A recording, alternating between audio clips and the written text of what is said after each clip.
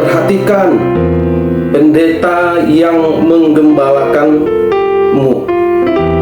Perhatikan pendeta yang menggembalakanmu. Jangan sampai pendeta yang menggembalakanmu atau hamba Tuhan yang menggembalakanmu adalah ahli Taurat atau Farisi yang pintar mengajar tapi tidak mau melakukan.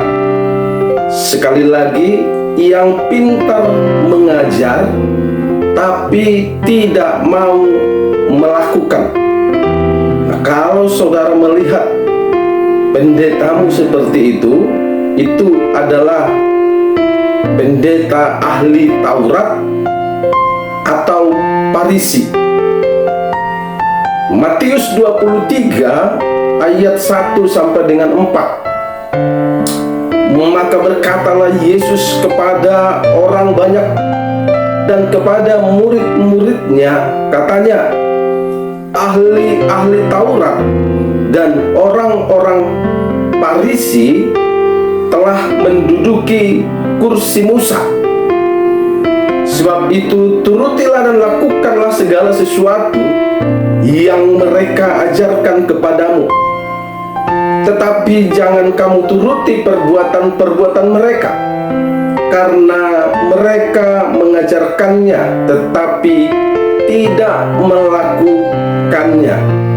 Sekali lagi saya sampaikan, karena mereka mengajarkannya tetapi tidak melakukannya. Ini pesan Yesus kepada orang banyak dan kepada murid-muridnya pada saat itu. Nah, jadi harus diperhatikan. Saudara harus perhatikan setiap hamba Tuhan pendeta yang mengajar firman Tuhan. Siapa dia? Jangan-jangan ahli Taurat atau Farisi. Ya, ciri-cirinya pintar mengajar tapi tidak melakukan. Misalnya, dia mengajarkan tentang kerendahan hati, tapi dia tidak rendah hati, dia tinggi hati. Dia mengajarkan supaya jangan hidup hedon, akan tetapi dia sendiri hidup hedon. Dia mengajarkan cukupkanlah dirimu dengan apa yang ada padamu, tapi dia sendiri tidak bisa mencukupkan dirinya.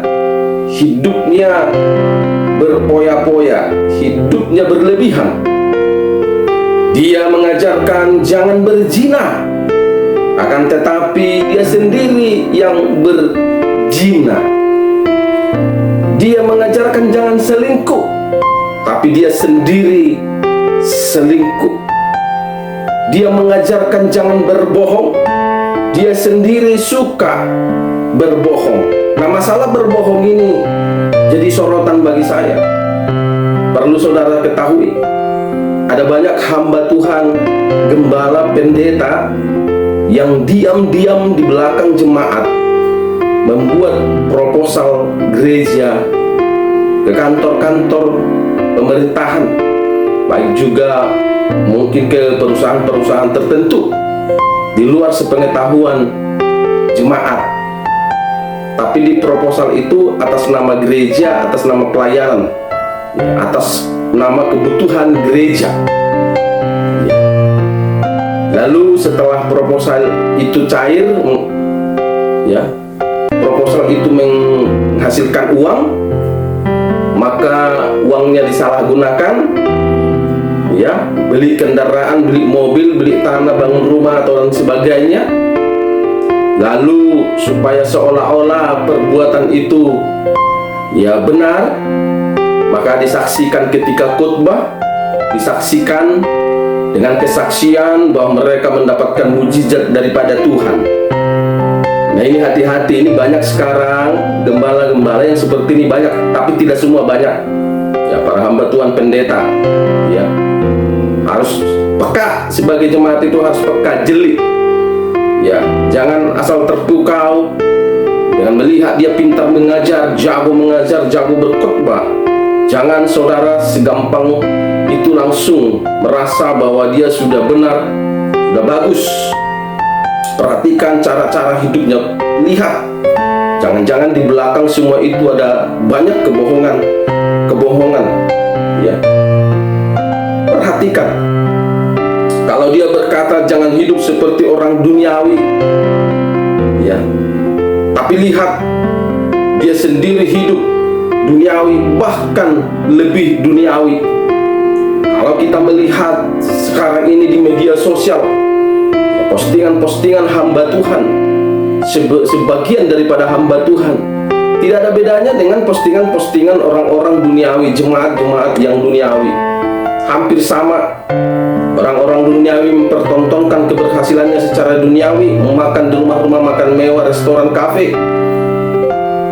Beberapa hamba Tuhan juga ada yang seperti itu, mempertontonkan kehidupan keduniawiannya dan merasa bangga di situ. Tapi dia khotbah mengajar berkata, jangan hidup seperti orang duniawi, tapi dia hidup seperti orang duniawi. Nah, kalau sudah begini, itu adalah hamba Tuhan, pendeta atau gembala, ahli Taurat atau Farisi. Jadi waspada, berhati-hati, perhatikan setiap orang yang mengajarmu kebenaran firman Tuhan, pendeta, hamba Tuhan, gembala yang mengajarmu kebenaran firman Tuhan. Perhatikan dari setiap ya hidupnya, perilakunya, tingkah lakunya dalam kehidupan sehari-hari. Demikian Bapak Ibu yang dikasihi oleh Tuhan, kiranya Bapak Ibu Saudara diberkati lewat kebenaran firman Tuhan. Tuhan Yesus memberkati saudara. Salam.